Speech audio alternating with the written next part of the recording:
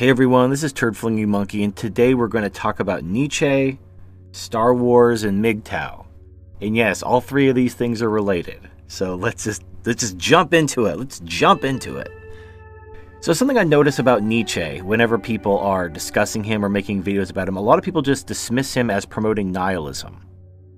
They just call his philosophy nihilism. Like, oh, Nietzsche, he promoted nihilism, whatever. And then they just move on. No, Nietzsche did not promote nihilism. He was very concerned about nihilism. And he tried to prescribe a way to overcome nihilism. And no one listened. And now we are living in an age of nihilism. And everyone, Nietzsche told you about this and what to do about it. And everyone's just like, oh, Nietzsche was a nihilist. Like, no, he wasn't. Anyway. So I'm going to talk about a few things, but I'm also going to intersperse some clips from some videos which go into the concept I'm talking about in a lot more detail. So first thing we need to talk about is the two kinds of morality, slave morality and master morality. And I've done a couple videos about this in the past. If you understand master versus slave morality, you understand a lot of contemporary politics. You also understand why universal suffrage is a really stupid idea. Most people do not question why things are considered morally good or evil. Rather, uncritically and largely unconsciously, they adopt the value judgments of good and evil dominant within their society. To answer this question, Nietzsche's categorization of individuals into two distinct types, the higher human beings and those who belong to the herd, must be examined. Higher humans have a unifying life project and are consumed by the drive to actualize their lofty goals. This unifying project is not undertaken for short-term gratification, but as a result of the higher man's vast historical perspective, is a form of work performed under the eye of centuries, a goal whose effects will remain long after the physical death of the higher man. For this type of lofty work, the higher man requires his solitude and freedom from the herd, the innumerable small and pitiable men, as Nietzsche wrote. The concept of greatness entails being noble, wanting to be by oneself, being able to be different, standing alone and having to live independently. In contrast to these higher humans, there exist the many, the herd. The herd is composed of two types, the last man and the slave. The last man is the quintessential mediocre man, striving solely for comfort and contentment, an end which makes him lazy and contemptible.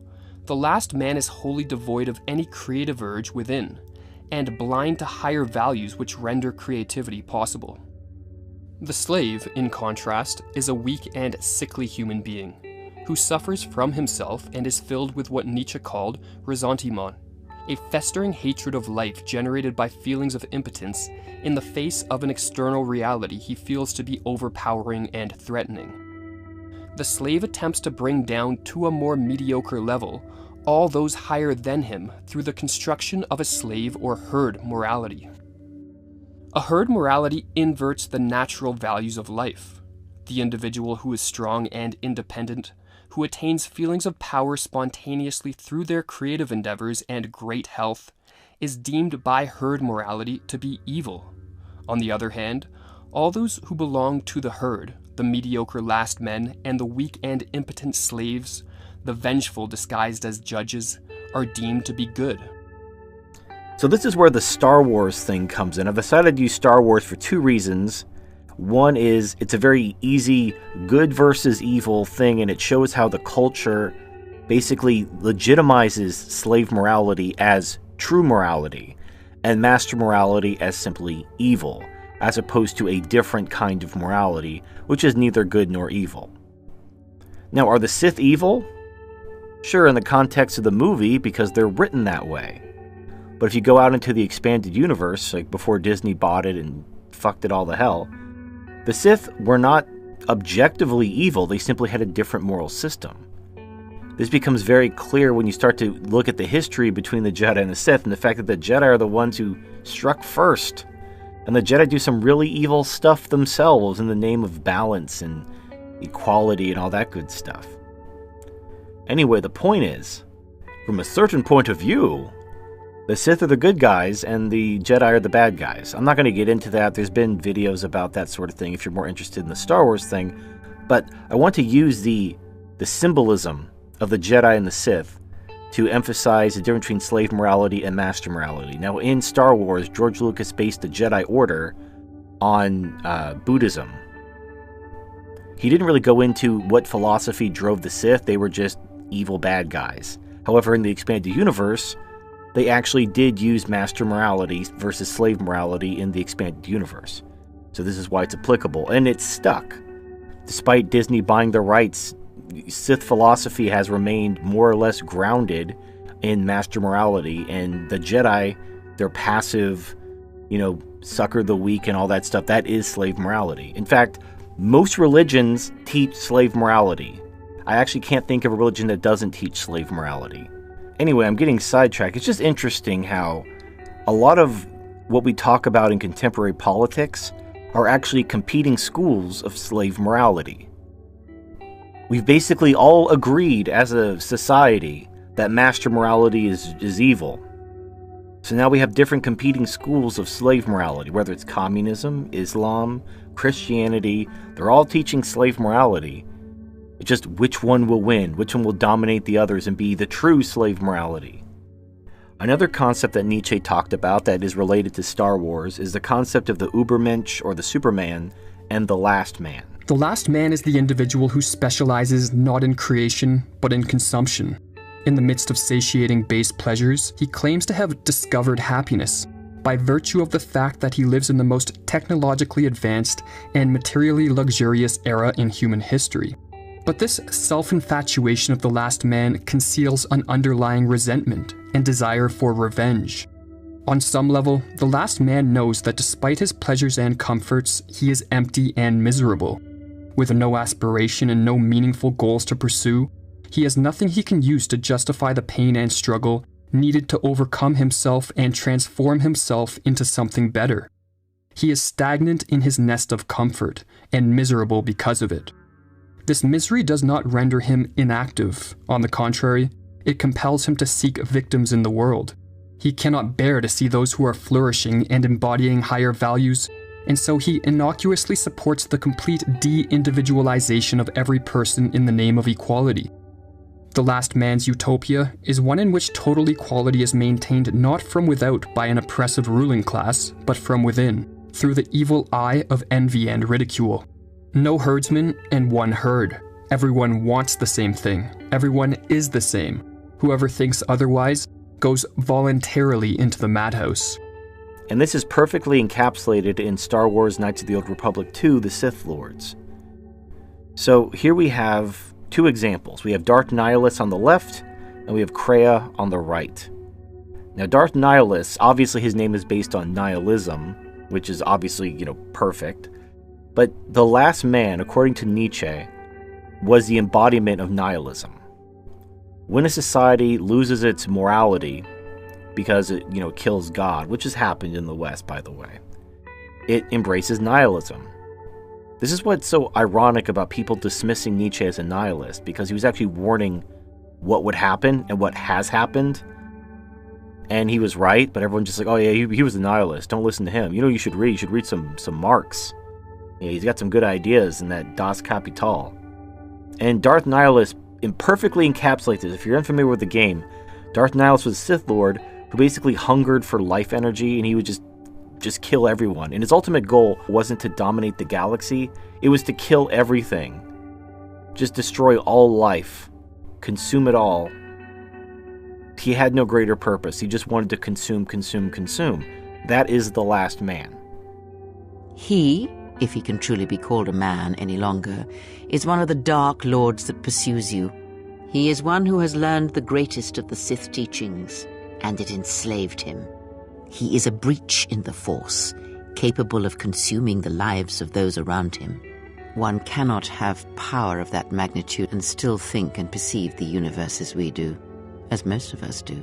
And it devours him as he devours others. His mere presence kills all around him, slowly feeding him. He is already dead. It is simply a question of how many he kills before he falls. Do not think of his power as one would a weapon, or one of your warships of the Republic. It is terrible, but it is still a subtle thing. And that is why they and their techniques must be wiped out. No one again must experience and learn what her master did. Instead of sending one's will through connections in the Force, instead such connections are drawn upon, fed upon, and drained completely. Then you understand how terrible such a power is, and why it must be ended. It is an empty road to the dark side, and by traveling it, the price is death before one's time. It is not something he can direct or focus, much like hunger itself. He is more of a hole in the Force than a living thing. There is no strength in the hunger he possesses, and the will behind his power is a primal thing, and it rules him, not the other way around. It has its own will, its own instincts, and he cares nothing for the Sith, or its teachings, or the Jedi. And when the Jedi are dead, her master will feed on the galaxy, the Republic, and eventually consume the Sith as well. There is no future in the empty galaxy he sees, and that is why he must be stopped. The breach must be sealed before his power grows beyond what even we can hope to stop. And you compare that to Kreia, and Kreia is a pretty good approximation of the Superman or Ubermensch as Nietzsche called it. So what is an Ubermensch? What is the Superman? A Superman or Ubermensch is autonomous, free-thinking, strong-willed, independent, self-determined, self-actualized, and authentic. They have a creative mind and they wish to improve humanity. They're focused on becoming oneself and overcoming challenges for personal growth. They're not content but cheerful in the face of suffering. And they're continually overcoming themselves and transcending both imposed morality and nihilism equally. Now, what does this have to do with MGTOW? You know, I talk about people finding their new meaning and their new purpose, but it's not like a one and done. You find your meaning and purpose, and then the rest of your life is set, and you have like this life plan. You know, it's not how that works. You're constantly overcoming yourself. You're constantly trying to improve yourself. You're trying to find meaning. You're trying to find purpose. And what really kind of cemented this and inspired this video, I was watching this video on YouTube talking about the Superman.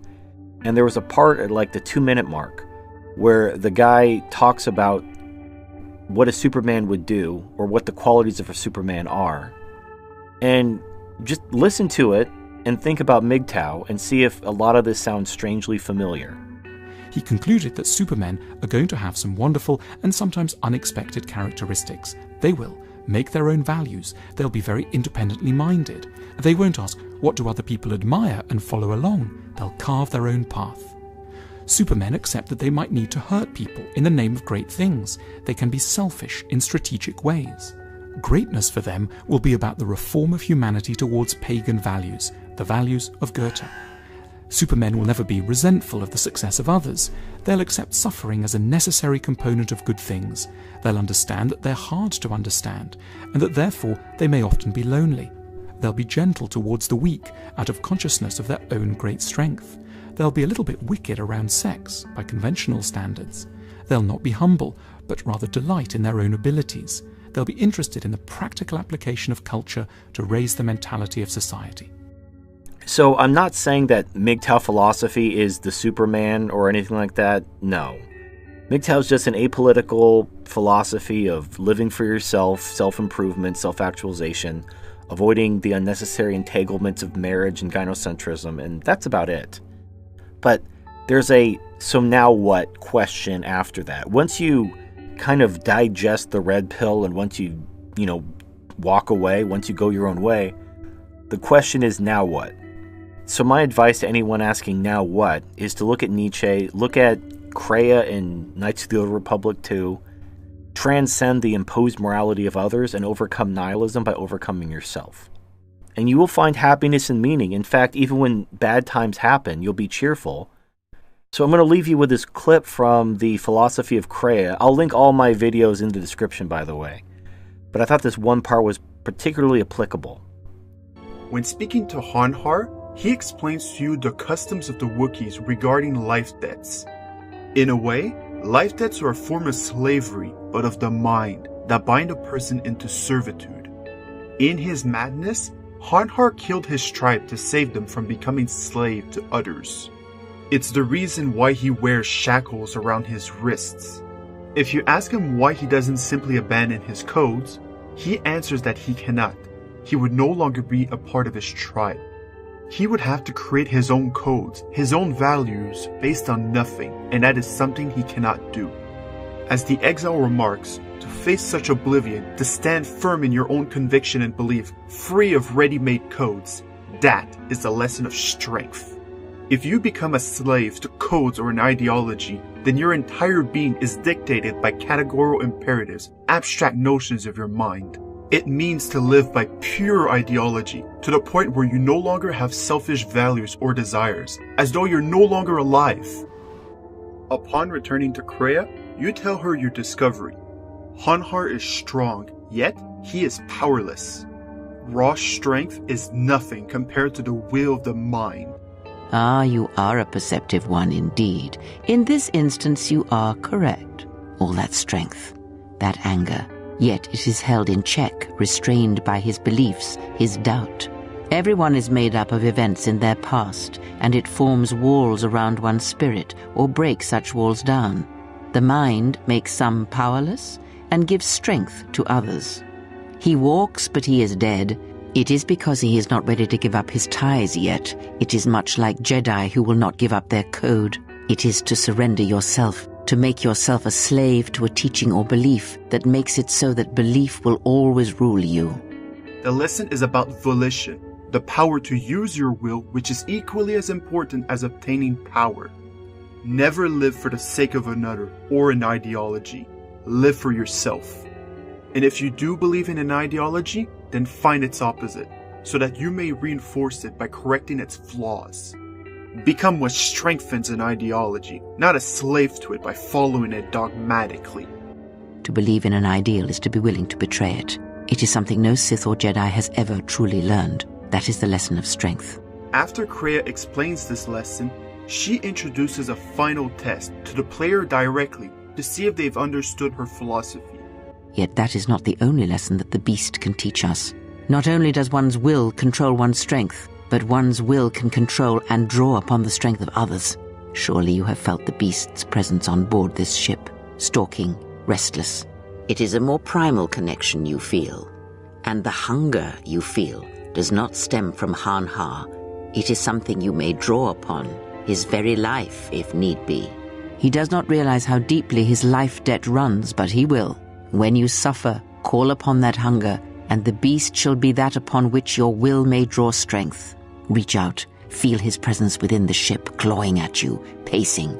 Feel the rumbling of the hull, the metal around you like a cage, and the building anger, the blood that rises behind the eyes, a bloodlust that cannot be sated. If you accept it, you will find your strength increase and your vitality return to you faster with every breath. Accepting this power will give a permanent +2 to your strength. Good. You know it now. The predator-prey relationship, the strong feeding on the weak. It will serve you. More power is always good, right? If you've understood anything about Kreia and her philosophy, then the answer should be obvious. But it is a choice that few people have ever made while playing this game. Most accept this gift blindly, without understanding the true lesson of strength. Kreia will ask why you would reject such an offer. Are you sure? It will grant you strength, vitality for the times ahead. Forsake it, deny it, and you will deny power. The answer given foreshadows the decision made on Malachor 5 and why the exile is so important to the Star Wars canon. Ah, and that is the choice of Malachor 5 at last. You have made a strange choice, a unique choice. Very well, I accept it. And know that that is the true lesson of strength, to turn away from strength that is not your own.